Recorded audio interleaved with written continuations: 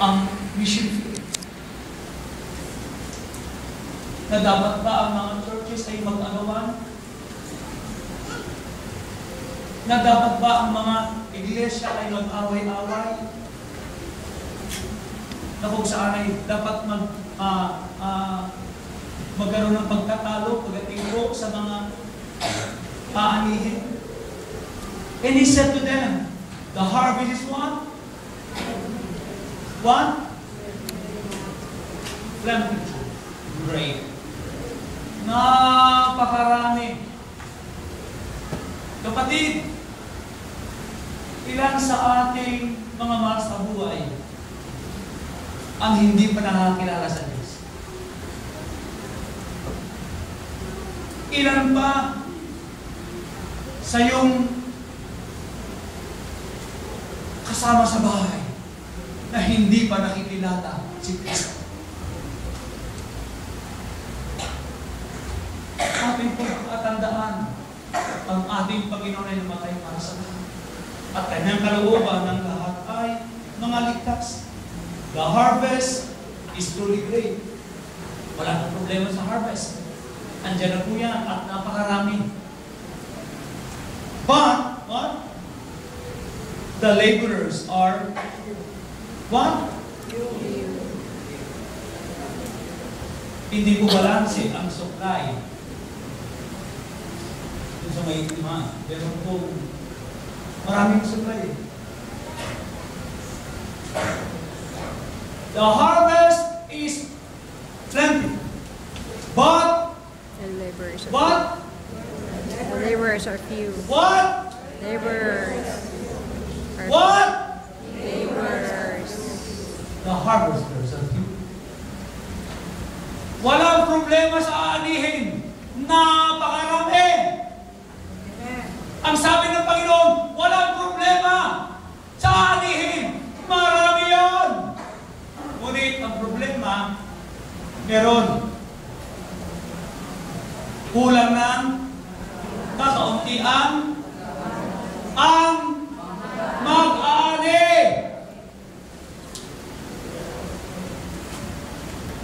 Meron pong shortage. May shortage po ng mag-aani. Doon po sa harvest field ng Diyos, may shortage ng mag-aani. Sino kaya yun? Tanongin mo yung patabi mo, sino kaya yun?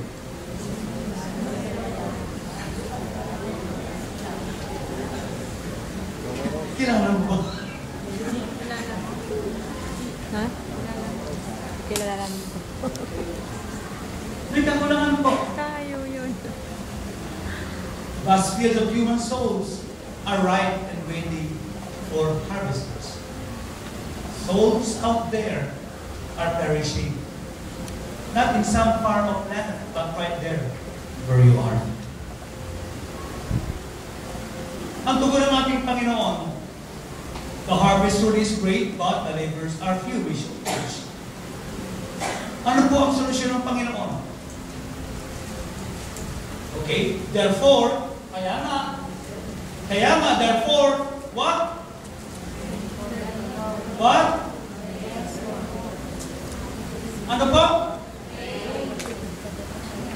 Ano dapat gawin? Pray for what? Bless me, Lord. Give me this. For Give me laborers. that. I For thank you, harvest. Lord. Yung kuwala na ng ating prayer? No. Hello? Ating pumasahin lahat. Therefore, 1, 2, 3. Therefore said said unto unto them, them, the harvest truly is great, but the laborers are few. Pray ye therefore the Lord of the harvest, that He would send forth laborers into His harvest. Church! Ano ba ang ating dapat sabihin at ating kung dapat na gawin? Pray for what? For harvest? For laborers, Walang God ganit would ng send harvest. forth laborers into His We harvest. don't pray for harvest. Marami yan. Ang ating pinapalan namin ano? Laborers. Mga amin! Praise God. Hallelujah. Alam niyo po, Dahil po meron short supply ng totoo po mga laborer. Therefore, pray or ask the Lord of the harvest. Jesus urged or command us to pray. Church, Jesus command us to what? Pray.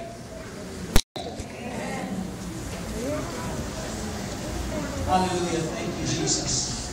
Thank you, Lord. The command indicates that if we do pray, we can be sure that God will affirmatively answer this prayer. Ating pong makikita na malaking bahagi ng ating pong na ang pag-fulfill ng Great Commission ay nakasalalay sa ating pong mga panalangin. The power of prayer is entrusted to us, believers. The power of prayer is entrusted to us for the fulfilling of the Great Commission. Ang kapangyarihan ng panalangin ay pinagkatiwala sa atin upang maganap ang dakilang komisyon ng Diyos sa kanyang iglesia. Manalangin. Kapatid, hindi mangyayari ito sapagkat maski maraming aanihin kung wala kong mga manggagawa at hindi darating ang mga manggagawa kung hindi tayo lalapit sa Ama, sa Diyos ng umaani na kung saan ay magpadala ng mga manggagawa.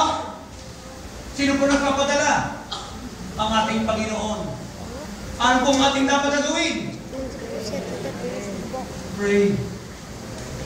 Alam niyo po kung ang iglesia hindi mananalangin, wala pong magagawa ang Diyos. Yes. Ulitin ko. Kung ang church hindi mananalangin, hindi gagawa ang Diyos. Sapagkat ang Panginoon, kinakailangan niya ng imbitasyon para siya ay gumalaw dito sa lupa. Hindi siya Diyos na bastos. Maghihintay siya ng imbitasyon mula sa iglesia. Maliban ang iglesia ay manalangin na, kapatid, maliban sabi ng Lord, I command you therefore to pray! Yes! Panalangin! Panalangin!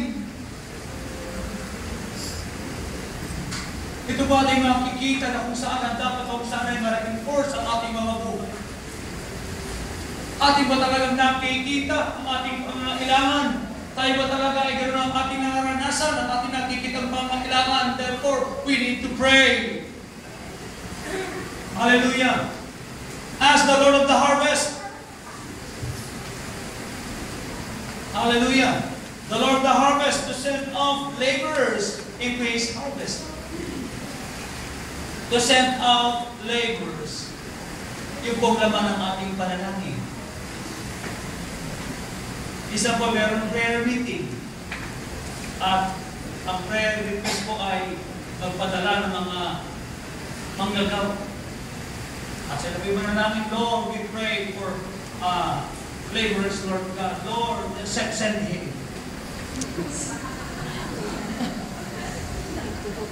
Together yun. Panginoon, ang daming anin, Lord. Doon, Lord. Sige, Lord, ipadala mo na siya, Lord. Siya, Italian. Italian, Lord, yan.